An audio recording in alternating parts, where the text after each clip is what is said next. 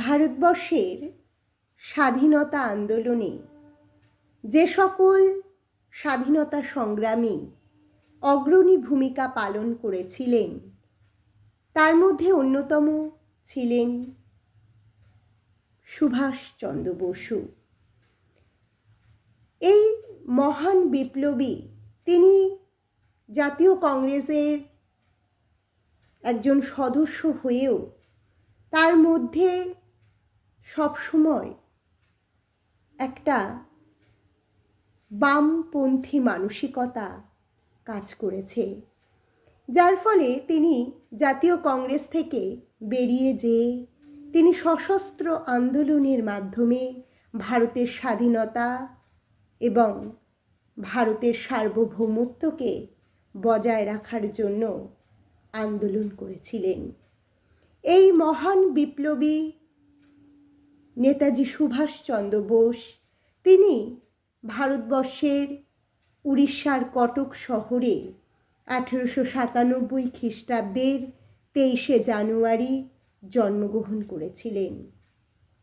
মহান এই দেশনায়কের জন্মদিন সামনেই 23শে জানুয়ারি, তাই তার প্রতি আমার বিনম্র শ্রদ্ধা জ্ঞাপন করে 129তম জন্মবার্ষিকী উদযাপিত হবে, সেই বিষয়টিকে শ্রদ্ধা জানিয়ে তার প্রতি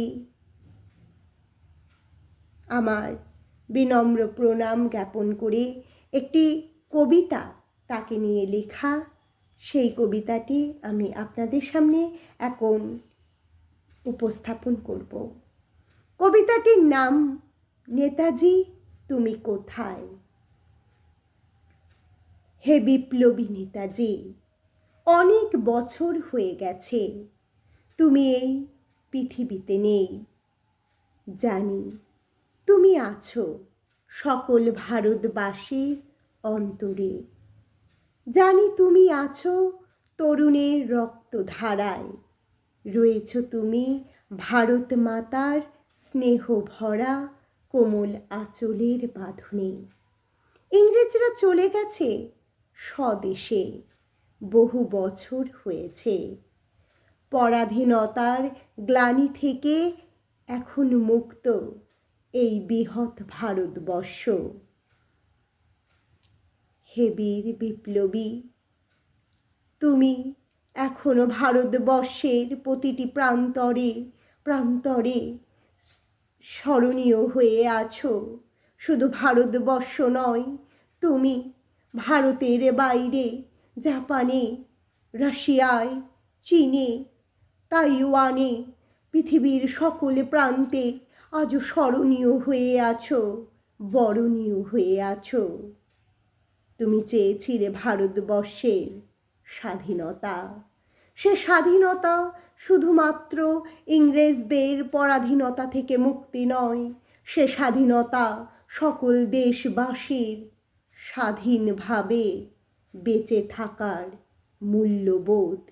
সে স্বাধীনতা প্রত্যেকটি দেশবাসীর অর্থনৈতিক স্বাধীনতা। সে স্বাধীনতা প্রত্যেকটি দেশবাসীর সামাজিক স্বাধীনতা। হে বীর বিপ্লবী, তোমার দৃষ্টিতে কখনোই স্বাধীনতা মানে ছিল না নিছক ব্রিটিশ পরাধীনতার থেকে মুক্তি। হে বীর বিপ্লবী নেতাজি, আমরা ভারতবাসী আজও তোমার অনুপ্রেরণায় লালিত পালিত। আমরা আজও অনুভব করি তোমার সেই দেখানো আদর্শ, যে আদর্শে তুমি বলেছিলে ভারতবর্ষের প্রত্যেকটি দেশবাসীকে জাগ্রত হতে হবে পরাধীনতার গ্লানি থেকে মুক্তি পেতে।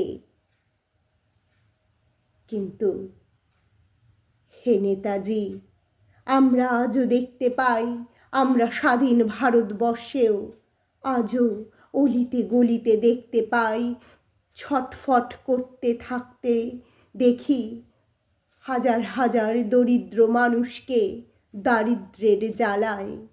আজও আমরা শুনতে পাই বুভুক্ষ মানুষের আর্তনাদ।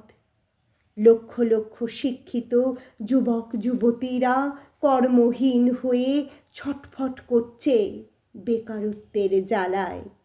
বহু মানুষ আজও গৃহহীন যাযাবর, পথে ঘাটে তারা দিন কাটায়। জোটে না তাদের দুমুঠো আহার। জানি না কবে হবে এর শেষ, এর থেকে মুক্তির কি উপায়।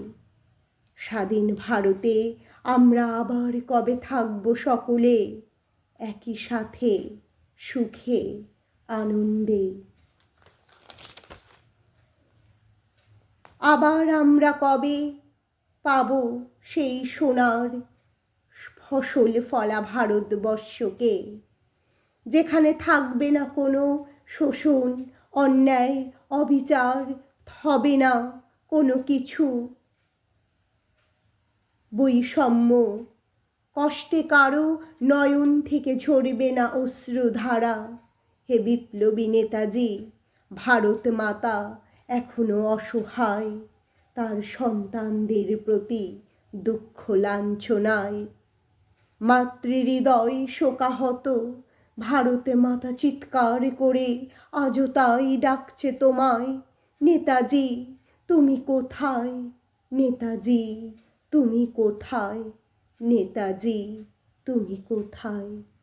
যখনই ভারতবর্ষকে নিয়ে, বাংলাকে নিয়ে কিছু ব্যক্তি বিভাজনের রাজনীতি আঁকে, কিছু ব্যক্তি বিভাজনকে কেন্দ্র করে ষড়যন্ত্র করে, তখনই ধ্বনিত হয় ভারতের আকাশে বাতাসে তোমার সে অমৃতবাণী। আমরা ভারতবাসী, অতএব ভারতের মঙ্গলই আমাদের মঙ্গল।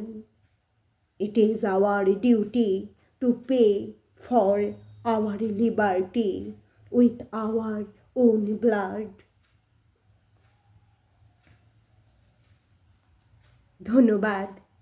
আমার সকল ইউটিউব ফ্রেন্ডসদের জানাই আমার পক্ষ থেকে আন্তরিক শুভেচ্ছা, অভিনন্দন এবং ভালোবাসা। যারা যারা আমার এই চ্যানেলটি দেখছেন কিন্তু হয়তো এখনও সাবস্ক্রাইব করেননি, তাদেরকে বলবো অবশ্যই আমার এই চ্যানেলটি সাবস্ক্রাইব করবেন। তাহলে আমি যে নতুন নতুন কবিতাগুলো আপনাদের জন্য নিয়ে আসি, সেই কবিতাগুলো আপনারা শুনতে ও দেখতে পাবেন।